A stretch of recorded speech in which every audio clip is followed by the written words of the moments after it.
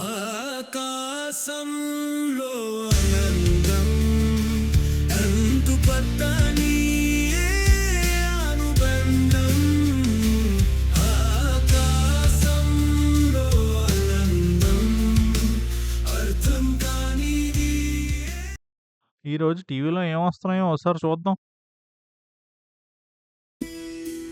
రామనపాలెం అనే గ్రామంలో మంగమ్మ అనే ఆమెకి 3 పిల్లలు ఉండేవారు. ఈ ముగ్గురిలో ప్రత్యేకమైన శక్తులు ఉండేవి. అందులో మొదటి వ్యక్తి జైరాం. ఇతను చెరువులో ఉన్న నీటినంతటిని తన నోటిలో బంధించగలడు. రెండవ వ్యక్తి జానకిరాం. ఇతను గంట పాటు ఊపిరిని బంధించి ఉంచగలడు.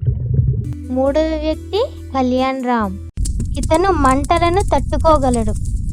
కానీ వీరందరూ ఒకే విధంగా ఉంటారు, ఎందుకంటే కవల పిల్లలు కాబట్టి. మంగమ్మ వీరు ముగ్గురు అన్న విషయం ఎవరికీ చెప్పదు. రాత్రివేళ ముగ్గురు సముద్రం వద్దకు వెళ్తారు. నేను ఈ నీటినంతటిని నా నోటిలో పీల్చుకుంటాను, మీరు అందరూ ముత్యాలను తీసుకురండి. కానీ గుర్తుంచుకోండి, నేను 5 నిమిషాలు మాత్రమే నీటిని ఉంచుకోగలను. జైరాం నీటినంతటిని తన నోటిలోకి పీల్చుకుంటాడు.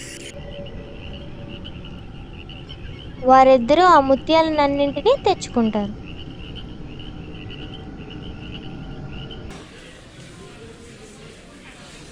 వీటన్నింటినీ అమ్మటానికి జానకిరాం బజార్కి వెళ్తాడు.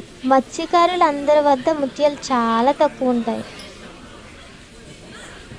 ఇతని వద్ద చాలా ఎక్కువ ఉంటాయి. అరే జానకిరాం, ఇన్ని ముత్యాలు నీకు ఎక్కడి నుంచి వస్తున్నాయి? మాకు అవి అస్సలు దొరకట్లేదు. మేము మా రోజువారీ జీవితం ఎలా గడపాలో కూడా మాకు అర్థం కావట్లేదు అని బాధపడతారు. ఈరోజు రాత్రి నది వద్దకు రండి అని చెప్పి వెళ్ళిపోతాడు. ఇంటికి వచ్చి జైరాంకి జరిగిందంతా చెప్తాడు.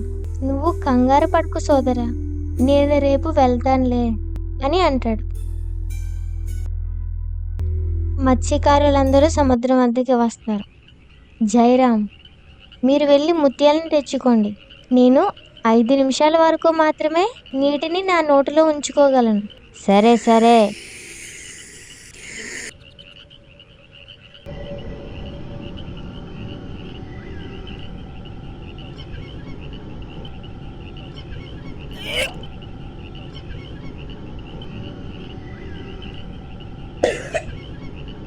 ఎన్నిసార్లు పిలిచినా వినిపించుకోవటం లేదు.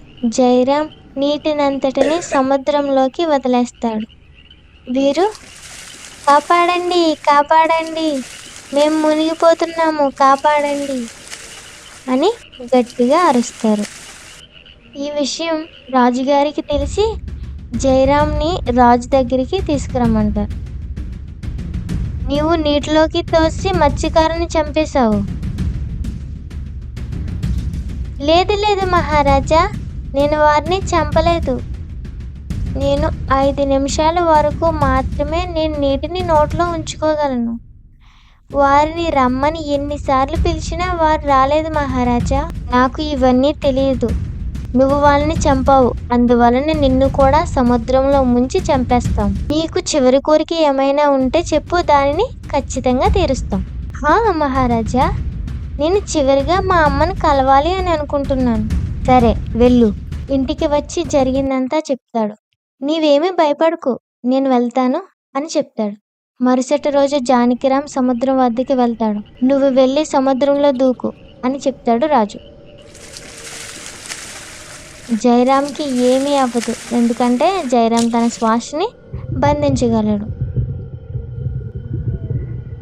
జైరాం సముద్రం నుంచి బయటకు వస్తాడు. ఇది చూసి రాజు ఇలా అంటాడు, అరే ఇదేంటి, నువ్వు నీటిలో మునిగావా లేదా? నాకేమీ అర్థం కావట్లేదు. జైరాం నిశ్శబ్దంగా అలానే నించుంటాడు. సరే, దర్బార్కు తీసుకురండి, నిన్ను మంటల్లో వేసి చంపేస్తాం. నీకు చివరి కోరిక ఏమైనా ఉందా? హా మహారాజా, నేను మా అమ్మను చూడాలి అనుకుంటున్నాను, ఎందుకంటే మా అమ్మ నన్ను చంపేస్తారని ఏడుస్తూనే ఉంది. అందుకు నేను మా అమ్మని కలవాలి అనుకుంటున్నాను. జైరాం ఇంటికి వచ్చి జరిగిందంతా చెప్తాడు. కళ్యాణ్ రామ్, నువ్వు భయపడకు సోదరా, నేను వెళ్తాను అని చెప్తాడు. మరుసటి రోజు ఇది అంతా రాజుగారి దర్బార్లోనే జరుగుతుంది. రాజు, మంటను వెయ్యండి. అరే, చాలా ఆశ్చర్యంగా ఉంది. మంటలో కూడా ఇతని శరీరం ఏమాత్రం కాలటం లేదు. అందరూ ఆశ్చర్యపోతారు. కళ్యాణరామ్ ఈ లోపు అక్కడ నుంచి నెమ్మదిగా వెళ్ళిపోతాడు. ఇంటికి వెళ్ళి జరిగిందంతా వాళ్ళ అమ్మకి చెప్తారు. అందరూ కలిసి ఆ గ్రామం నుంచి వేరే గ్రామానికి తలదాచుకోవడానికి వెళ్ళిపోతారు.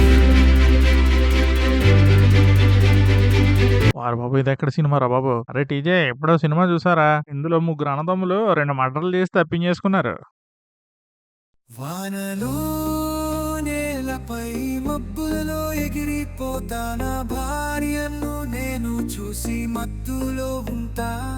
ఒకరోజు భూలోకం కొత్తగా మారింది, మష్రూమ్ తిన్నాను, కలలు కనిపోయింది. ఆకాశంలో నడిచే నేను పక్షి అయిపోయా.